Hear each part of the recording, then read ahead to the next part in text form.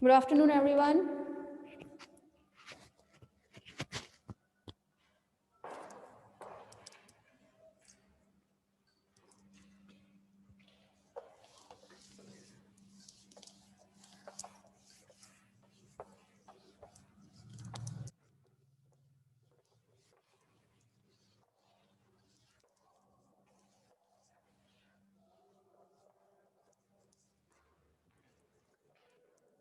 हाँ भाई, final year.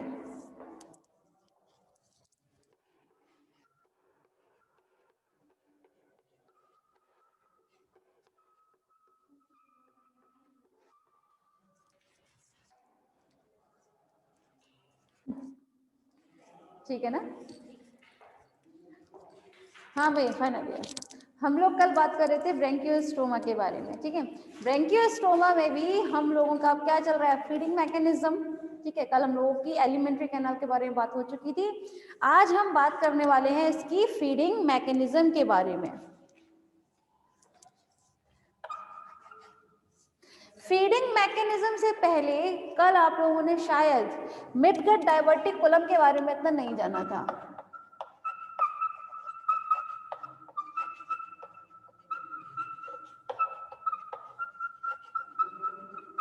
ठीक है, मिडगट डायवर्टिकुलम की जब हम लोग बात करते हैं फाइनल ईयर, तो मिडगट डायवर्टिकुलम कहाँ प्रेजेंट होता है? ये प्रेजेंट होता है इस रीजन पर। समझिएगा, ये रीजन जो है आपका, ये दर्शाता है आपका फेरिंग्स का रीजन। क्या चीज? फेरिंग्स। ठीक है, मतलब ग्रसनी। तो ये फेरिंग्स, और ये हिस्सा जो होता है ये दर्शाता है इंटेस्टाइन रीजन। इट मींस ये होता है आपका, एक तरीके से आप कह सकते हैं, मिडगट। क्या चीज होता है ये? मिडगट। ठीक है, तो ये यहाँ पर, चाहे आप इसको फेरिंग्स कहें, चाहे आप इसमें, यहाँ पर फेरिंग्स के बाद में क्या जाता है? ईसोफेगस आ जाता है। ईसोफेगस के बाद में आपका मिडगट स्टार्ट हो जाता है। ये तो कल आपको बता ही दिया था। तो मैंने यहाँ पर डायरेक्ट क्या लिखा है? फेरिंग्स। आप चाहे तो इसको ईसोफेगस के बाद में भी लिख सकते हैं। ठीक है, तो ये कहाँ उपस्थित होता है मिडगट डायवर्टिकुलम? ये फेरिंग्स या फिर ईसोफेगस। आपको किसी किसी बुक में ईसोफेगस मिलेगा, किसी में फेरिंग्स मिलेगा। तो ईसोफेगस और ये मिडगट। ठीक है, मिडगट, इन दोनों के ही जो जॉइंट, जहां पर ये दोनों जुड़ते हैं, इनका जो संघाई एरिया होता है, वहां पर ये उपस्थित होगा। जहां पर इन दोनों का जॉइंट एरिया है, ठीक है, वहां पर मिडगट डायवर्टिकुलम उपस्थित होता है। अब कल भी बताया था, ये मिडगट डायवर्टिकुलम जो है वो एक थैलेनुमा संरचना होती है। कैसे होती है? थैलेनुमा संरचना लिए होता है। ठीक, जिसका काम कैसे होगा? एज अ लिवर काम करता है, लेकिन ये लिवर नहीं होता। यही बताया था ना कि ये लिवर की तरह होता है, लेकिन लिवर नहीं होता। और ये लिवर की तरह क्या काम करता है? कुछ पाचक रस कहे, चाहे पाचक एंजाइम, ये पाचक एंजाइम का स्त्रावन करता है। क्या करता है? पाचक रसों का, मतलब पाचक एंजाइम्स का स्त्रावन करता है ये मिडगट डायवर्टिकुलम। ठीक है, समझ में आ रहा है ना क्लास? चलें, ये तो बात रही किसकी? मिडगट डायवर्टिकुलम की। ये मिडगट डायवर्टिकुलम अभी बताया कि क्या करता है? पाचक एंजाइम का स्त्रावन करेगा। तो पाचक एंजाइम में कौन कौन से आएंगे? जैसे एमाइलेज,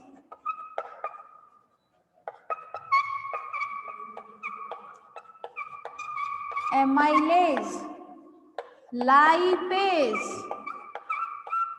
ठीक है, और इसे पेप्सिन को छोड़कर, ठीक है, पेप्सिन को छोड़कर, ये पेप्सिन होता है ना हम लोगों में, तो हम लोगों में पेप्सिन होता है, ब्रेंकियोस्टोमा में पेप्सिन नाम का ये स्त्रावन नहीं करता। ठीक है, पेप्सिन की बजाय किसका करता है? प्रोटीएज। तो ये इन पाचक एंजाइम्स का सीक्रेशन करता है, जो ये किसमें मदद करते हैं? इसके डाइजेशन में, पाचन में ये मदद करते हैं। ठीक है, तो यहाँ पर ये बात हो गई मिडगट डायवर्टिकुलम की कि ये कहाँ पर उपस्थित होगा?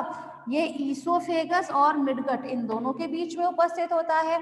और ये एक लिवर की तरह काम करता है, जो अपने अंदर से किस चीज का स्त्रावन करता है, एंजाइम्स का स्त्रावन करता है। इसे हम पाचक एंजाइम्स भी बोलते हैं। पाचक एंजाइम्स कौन से होंगे, एमाइलेज, लाइपेज एंड प्रोटीएज। ठीक है, इसमें पेप्सिन नहीं होता, ये पेप्सिन नाम का एंजाइम का सिक्रेशन नहीं करता। ठीक, क्लियर, समझ में आ रहा है ना फाइनल ईयर? वैसे तो इसके बारे में कल भी काफी हद तक बात की थी। चले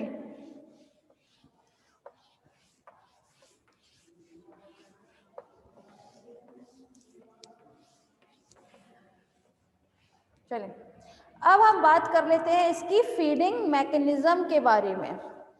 ठीक है,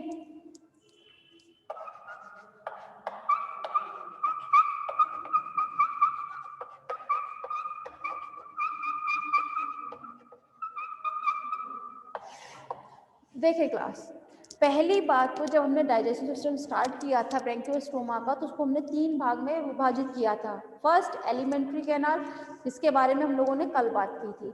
सेकंड इसका डाइजेस्टिव ग्लैंड, मिडगट डाइवर्टिकुलम आता है जिसमें डाइजेस्टिव ग्लैंड में, तो वो हमने अब सीखा था। तीसरा पार्ट होता है इसकी मैकेनिज्म, मतलब इसकी क्रियाविधि, किस क्रिया के माध्यम से ये क्या करेगा, ये इसको ग्रहण करता है अपना भोजन को। ठीक है, तो जब हम फीडिंग मैकेनिज्म की बात करते हैं तो ब्रैंकियोस्टोमा बहुत छोटे जीव जैसे डायटम्स वगैरह जो आते हैं उनको ये ग्रहण करता है। ठीक है, और ये ग्रहण भी करता है तो किस फॉर्म में करेगा, जैसे ही जल इसके मुख में, भाई मुख से स्टार्ट हुआ था इसका एलिमेंट्री कैनाल, तो कहाँ जाएगा, मुख में जाता है। मुख के बाद जो इसके पास में क्या चीज प्रेजेंट रहते हैं, कुछ सीलिया प्रेजेंट रहते हैं। भाई ओरल हुड पर क्या रहते हैं, सीलिया प्रेजेंट रहते हैं। तो ये सीलिया क्या काम करते हैं, इसके फीडिंग मैकेनिज्म भी किस उसमें होती है, सीलियरी मैकेनिज्म बोलते हैं इसको हम, सीलिया की वजह से। कैसे बोलते हैं, सीलियरी मैकेनिज्म, मतलब सीलियरी क्रियाविधि के माध्यम से ये भोजन को ग्रहण करता है।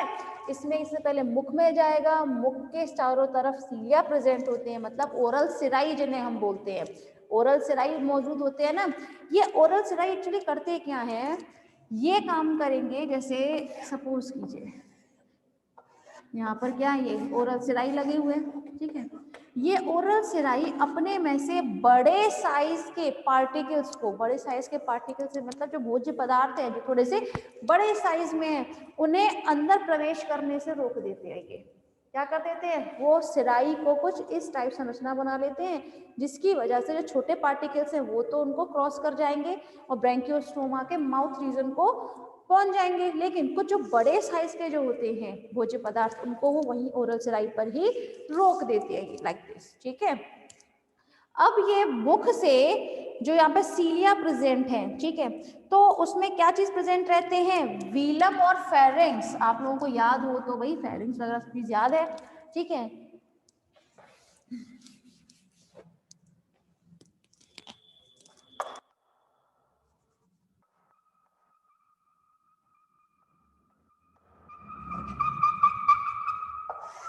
ये फेरिंग्स और वीलम के जो सीलिया होते हैं, ठीक है, सीलियरी मैकेनिज्म के द्वारा हो रहा है। तो ये सीलिया जो है ये एक रिदमिक बीटिंग करते हैं। रिदमिक बीटिंग मतलब एक ताल में, एक लयबद्ध ताल से क्या करते हैं, बीटिंग, स्पंदन की प्रोसेस करते हैं।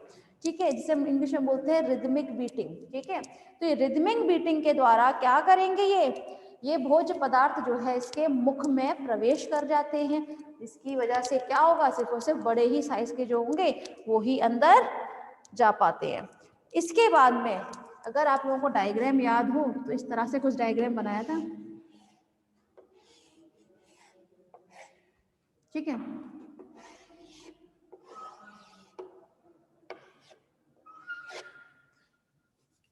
ठीक है, अब होगा क्या, मुख से होता हुआ भोजन कहाँ जाएगा, इसके ओरल हुड में जाएगा। ओरल हुड कहे, चाहे आप इसको बक्कल कैविटी भी बोल सकते हैं। ठीक है, ये वहां जाएगा और उसके बाद ये भोज्य पदार्थ जो है वो कहाँ जाता है, इसके फेरिंग्स वाले पार्ट में।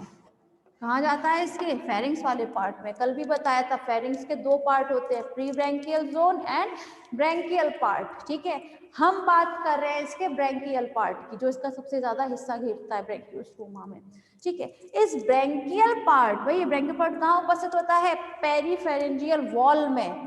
पेरीफेरेंजियल वॉल बताया था, उसमें क्या चीज पाई जाती थी, कुछ गिल स्लिट्स यानी कुछ गिल बार, है ना, प्राइमरी एंड सेकेंडरी गिल बार, याद आ रहा है ना, स्नेप्टिक्यूली।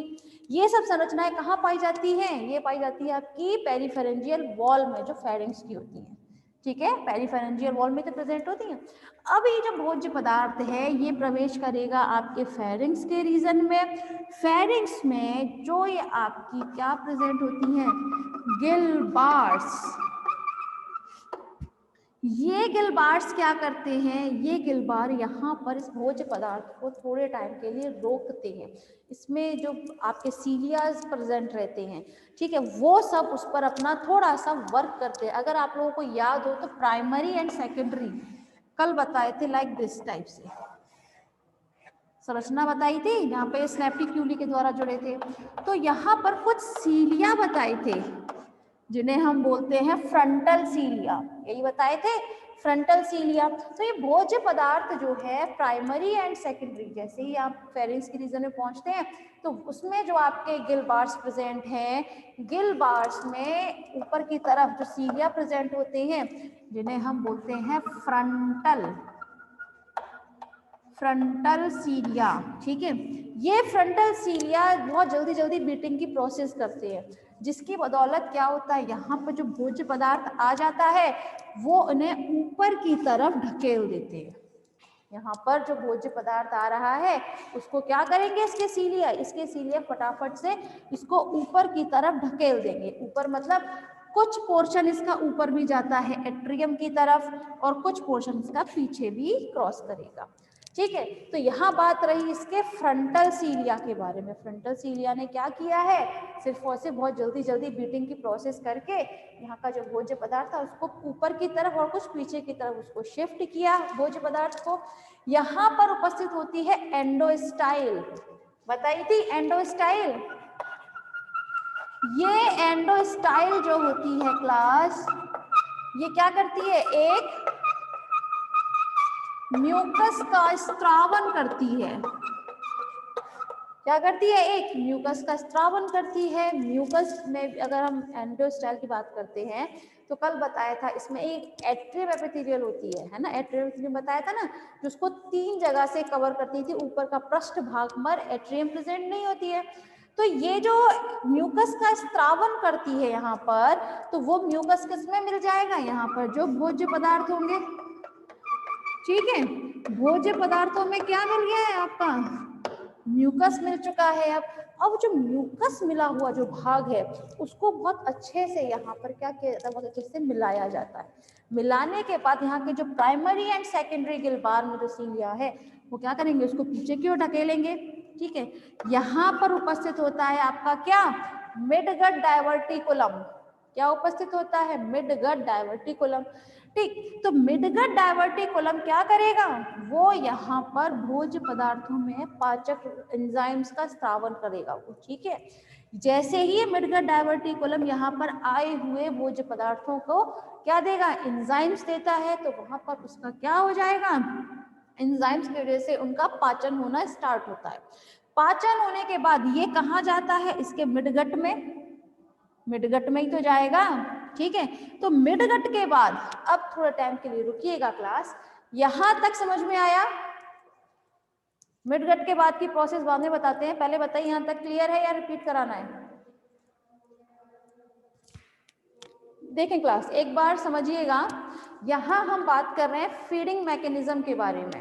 ठीक है, फीडिंग मैकेनिज्म किसकी है, ये होती है ब्रैंकियोस्टोमा के बारे में। ठीक है क्लास, समझ में आ रहा है या नहीं, थोड़ा जल्दी रिप्लाई किया करें आप। देखें, यहां हम बात कर रहे हैं इसे किसके बारे में, फीडिंग मैकेनिज्म, तो फीडिंग मैकेनिज्म कहाँ से स्टार्ट होती है? माउथ रीजन से। माउथ के उसमें कहाँ खुलता है? आगे बक्कल कैविटी में, मतलब उसको आप कह सकते हैं ओरल हुड। ओरल हुड के चारों तरफ सीलिया प्रेजेंट रहते हैं। ब्रैंकियोस्टोमा में जो मैकेनिज्म है वो किसके थ्रू होती है? सिलियरी मैकेनिज्म होता है इसमें। क्यों? क्योंकि इसमें जो सीलिया प्रेजेंट होते हैं वो बहुत जल्दी रिदमिक बीटिंग करते हैं, जिसकी बदौलत क्या होगा? वहाँ के जो भोज्य पदार्थ होते हैं वो उसके माउथ रीजन में एंट्री कर जाते हैं। ठीक है, अब ये जो फेरिंग्स और वीलम में भी क्या उपस्थित होते हैं? कुछ सीलिया उपस्थित होते हैं। ये सीलिया क्या काम करते हैं? ये सीलिया उस भोज्य पदार्थों को भी बहुत अच्छे से अंदर की तरफ प्रवेश करने देते हैं। ठीक है, जैसे स्टार्टिंग में बताया था कि जो ओरल हुड की तरफ जो ओरल सिराई प्रेजेंट होते हैं वो क्या काम करते हैं?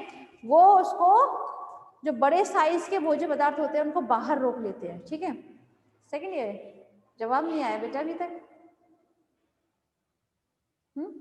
समझ नहीं आया? जल्दी बताएं जरा मुझे।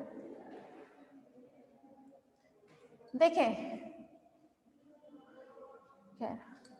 ठीक है, तो भोज्य पदार्थ जो था वो वीलम के बाद कहाँ जाता है? फेरिंग्स वाले हिस्से में। फेरिंग्स में भी मैंने दो पार्ट बताए थे, pre branchial part and branchial part.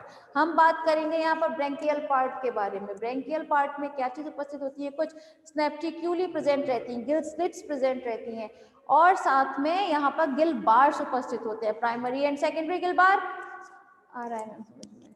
Good, तो जल्दी जल्दी बताया करें बेटा।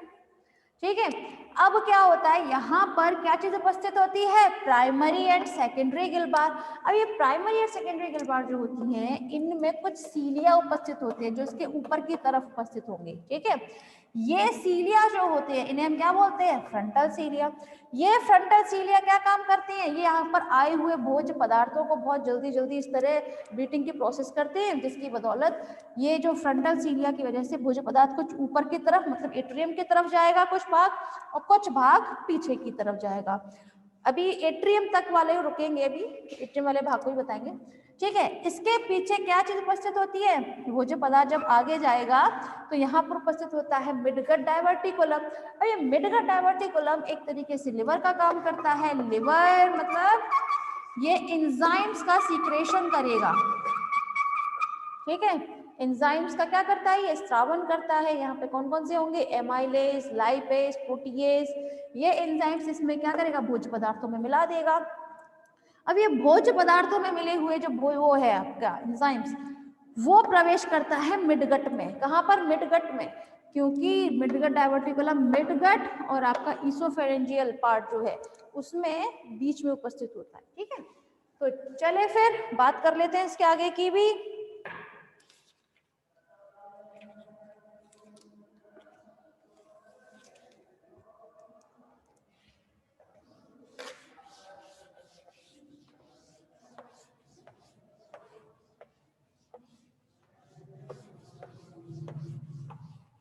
जब हम बात करें इसमें पाचन की मतलब डाइजेशन की क्लास,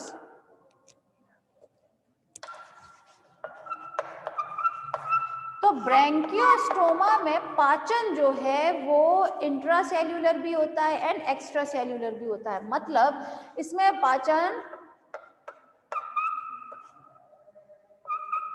बाह्य कोशिकीय व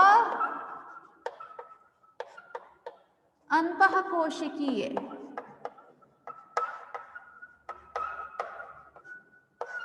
ठीक है, इसमें दोनों ही प्रकार के क्या होते हैं? पाचन देखने को मिलेंगे। अंतःकोशिकीय और बाह्य कोशिकीय में अंतर होता है। देखिए क्लास, अगर हम बोल रहे हैं अंतःकोशिकीय, अंतःकोशिकीय मतलब इसमें जो पाचन होगा वो कोशिकाओं के अंदर अगर हो, कोशिकाओं के अंदर अगर होता है उसे हम बोलते हैं अंतःकोशिकीय। और अगर पाचन कोशिकाओं के बाहर, ठीक है, कोशिकाओं के बाहर अगर होता है उसे हम बोलते हैं बाह्य कोशिकीय।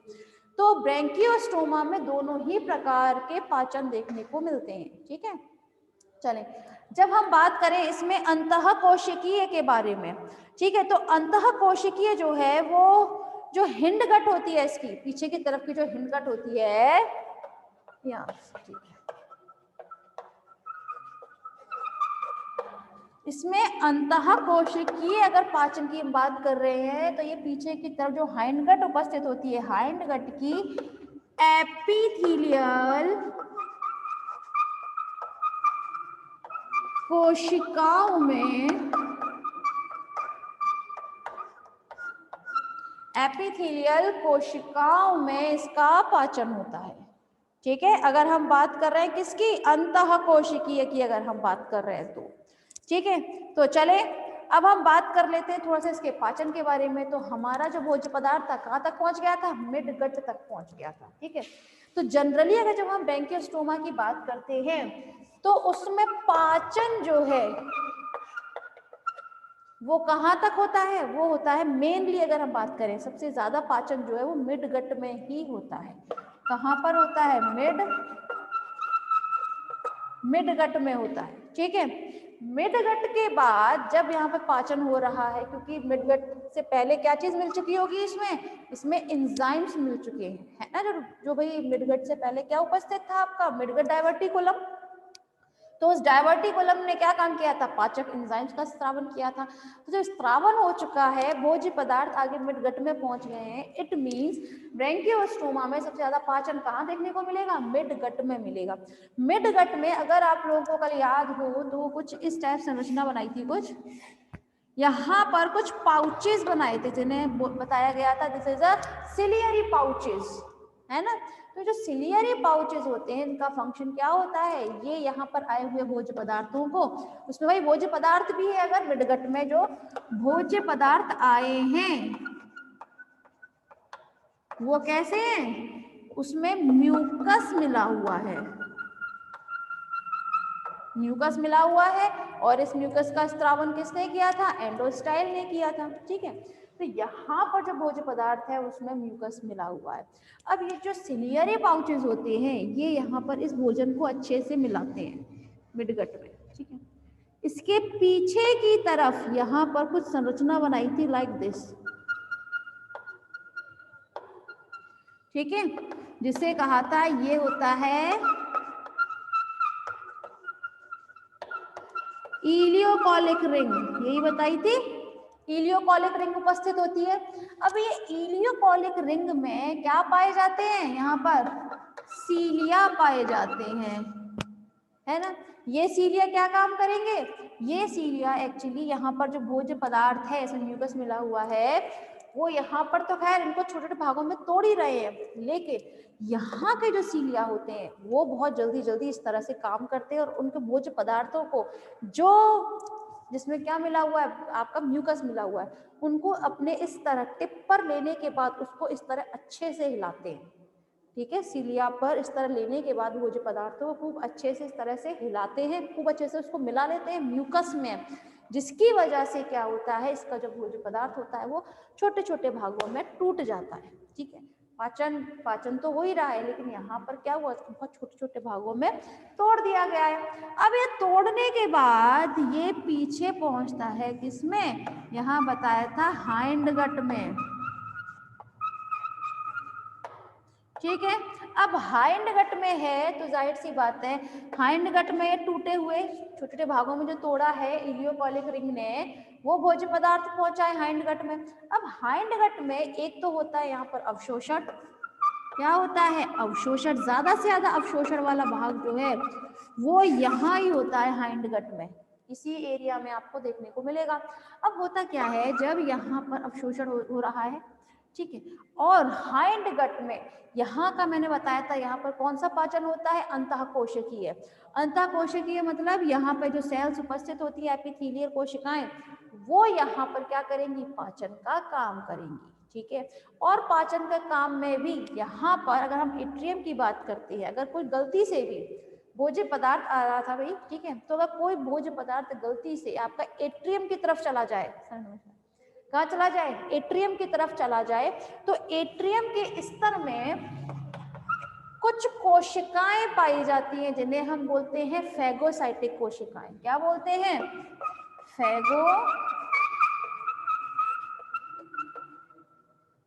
फैगोसाइटिक कोशिकाएं बोला जाता है।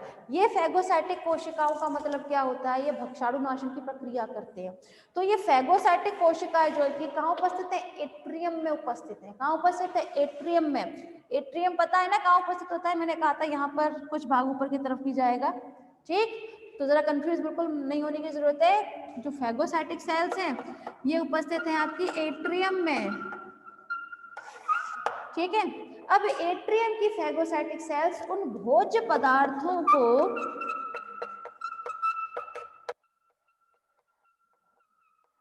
क्या करेंगी, उन भोज्य पदार्थों को ग्रहण करके उनको फैगोसाइटिक की थ्योरी की तरह से, मतलब उनको भक्षाणुनाशन प्रक्रिया की तरह से क्या करेंगे, उनको भक्षाणुनाशन कर लेंगे, उनको भक्षण कर लेंगे उनका, ठीक है, समझ में आ रहा है।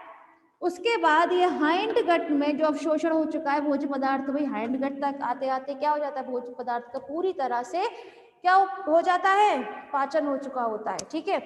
यहाँ पर पाचन हो गया, अवशोषण हो गया, जो अपचित भोजन है वो कहाँ जाएगा, एनस के द्वारा बाहर निकाल दिया जाता है। अच्छा, लेकिन क्लास एनस तक निकालने के बाद भी यहाँ पर बहुत सारी चीजें बचती हैं, तो जरा उसकी बात हम थोड़ी देर में करते हैं। पहले आप रिजॉइन करें, कितना जल्दी